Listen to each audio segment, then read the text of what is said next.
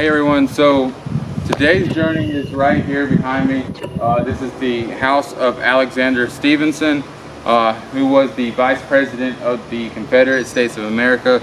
And he was actually not real close to Jefferson Davis, but they did work together. But his best friend Robert Toombs has a house just right down the road from us. So one day I want to try to make it out there to that one as well. But a little bit of information about Alexander Stevenson is that he was an orphan by the age of 14, but he was in many different roles during his political life. He was a U.S. congressman. He also was a U.S. Senate elect and many others before he became the Vice President of the Confederate States of America.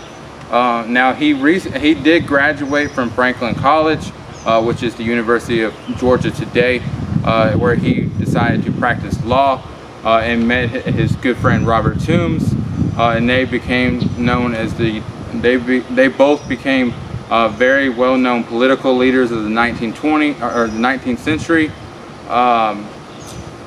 And also, as they kept working forward and working together, they actually made a lot of strong pushes in the political. So I'm very excited of being here and being able to see his house. Now I was on a tour of inside the house. I wasn't able to film, but I do got some pictures that I'm going to share in each of these clips. Right behind me is the servant's house, where he had his servants stay, and he treated his servants very well. He also has a dog, one of his favorite dogs, that is buried out here as well. But before we begin this journey, make sure you guys hit that like button and subscribe to my channel. I love you guys, and talk to you guys again soon. Alright, you guys, so right behind me is the house of Alexander Stevenson. Now if we do walk up this ramp, because this is a wheelchair based ramp, because Alexander Stevenson was actually confined to a wheelchair. From what I was gathering earlier with the lady that was giving us a tour, she was telling us that one of the old fences, actually one of the heavy fences, eventually fell on Stevenson's hip and crushed his hip and made one of his legs shorter than the other. So that's why he was also confined to a wheelchair. So he was handicapped. So that's why you see a lot of these wheelchair accessible ramps and stuff like that. And inside the house right here as well, you can see that he has a wheelchair, and I do have a picture of that as well, so I will be sharing that. Then right behind me right here, which is the new kitchen. When I say new kitchen, is because he remodeled the house from the ground up, because the old kitchen was all the way out there, and with him being confined to a wheelchair, he knew that he had to bring it closer. So that's what he ended up doing, but it also made it a little bit easier to be able to gather food when needed. Now, right in front of me is the home, or cabin, I would say, of Harry and Eliza. They were servants for Alexander Stevenson. They were eventually freed, but they decided to stay because Alexander Stevenson was battling a lot of illness and sickness, and they wanted to care for Alexander Stevenson because they were given the opportunity to stay here with one another and raise their 5 children. Now across the street at the church over there, Harry is buried with Eliza as well as their daughter Dora. So I do have pictures of that as well. So that's actually a pretty cool a little insight that, you know, even going through those tough times, you still decide to stay and work through that, and eventually you were free, given the opportunity to go, but you decide to stay, and you know, that probably comes from, you know, always being here. You know, you always been in this one spot for so long, so you know the spot, and this man treated you so well. So maybe they wanted to stay to show gratitude of having a place to be able to raise their children. Now, one of the lady that was giving us a tour of inside the house, she even told us that Stevens actually sent one of Harry and Eliza's sons to college as well. So that's actually pretty cool that, you know, he gave back to people during that time. So it just kind of shows you that not everyone during the Civil War was evil. But where I'm walking to right now is the burial of the dog that I was discussing. The dog's name is Rio. Here rests the remains of what in life was a satire on the human race and an honor to his own, a faithful dog. So, right here. That is Rio. Right here at Alexander Hamilton Stevens' home. All right, and then right here in front of me, this field was once filled with crops, and they had corn and many other different crops that was being grown out here with the help of Harry and Eliza and many others that was out here. They helped grow the crops and just continue bringing and producing the food that was needed to take care of not only themselves, but Mr. Stevenson, as well as their 5 children. So they were very hard workers, a very dedicated couple. Stevens even allowed them to be married with one another and stay in that house right there. So I actually went inside there as well. There is a picture that was inside that cabin. I'll be sharing at the end of the video. But during this clip, that they have a picture that was given to them of a couple of descendants of Harry and Eliza. So that's actually pretty cool.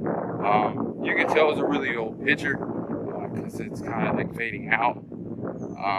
But you know, picture is worth 1,000 words in my eyes. It just lets you know. It just kind of gives you a better understanding and a better point on everything. But we are coming up to the front of the house here at Alexander Stevens State Park. Now, I wasn't able to go upstairs due to it looked like a sanitary, or the tour guide said that she wasn't allowed to let us upstairs because I think they were doing some renovating, so that's all right. But it was still very joyful to be able to go inside the house and see what was going on. So I'm coming up to a plaque right now, and this plaque right here gives you guys a little bit more information of Alexandra Stevens as well as Liberty Hall. Now, Stevens was very in love with his books, and he has his own library there as well. So I was able to see that. Okay, and then right here is where Harry and Eliza is buried, right there at the Crawfordsville Baptist Church. So I will bring you that picture as well.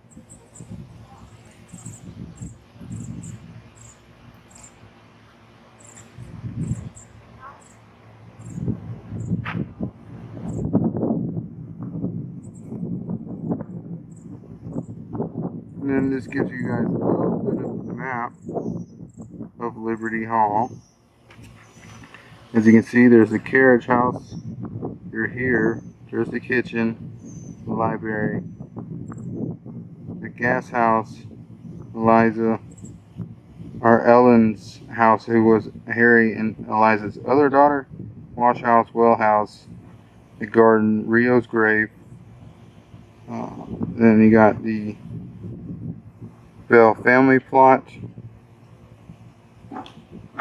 chicken coop, and then right here is the grave site of Stevens. And then right there in front is the monument.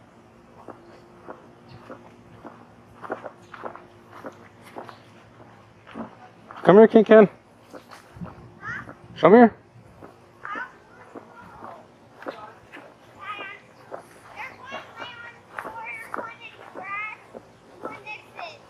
Yeah?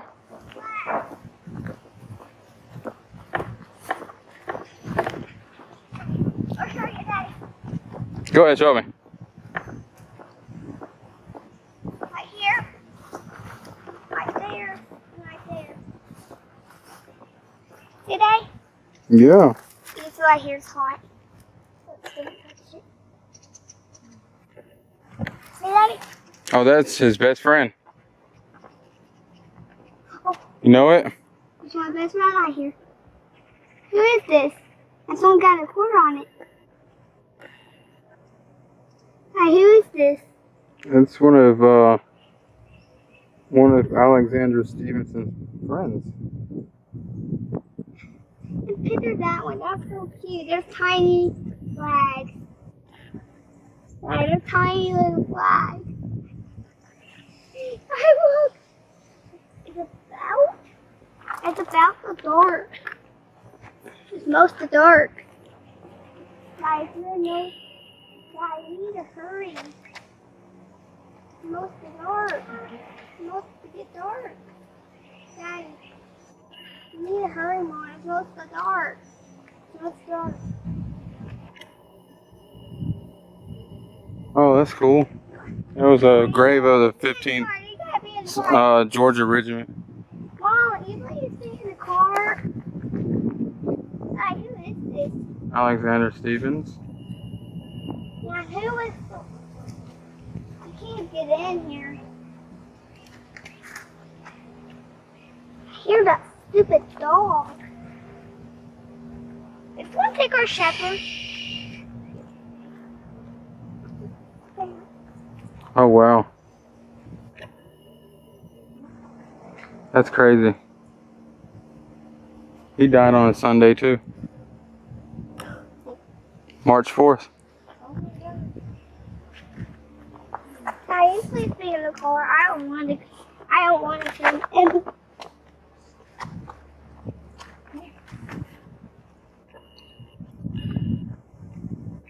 Must have been a thing back then.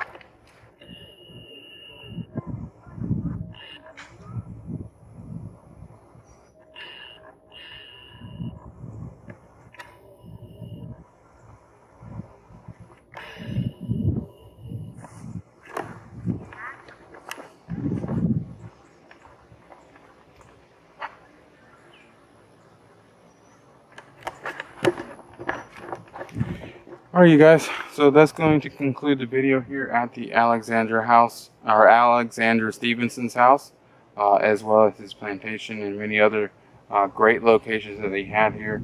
I hope that you guys enjoyed this video. Make sure you guys hit that like button, subscribe to my channel, and I'll talk to you guys again soon. Love you guys. Also, check out the Facebook fan page. It's growing. A lot of great content is on there as well. Make sure you guys still mark that calendar for July 25th. When I'll be out in Chelsea, Alabama, doing my guest speaking and meeting all those wonderful and great people out there in Chelsea. Until then, talk to you guys again soon.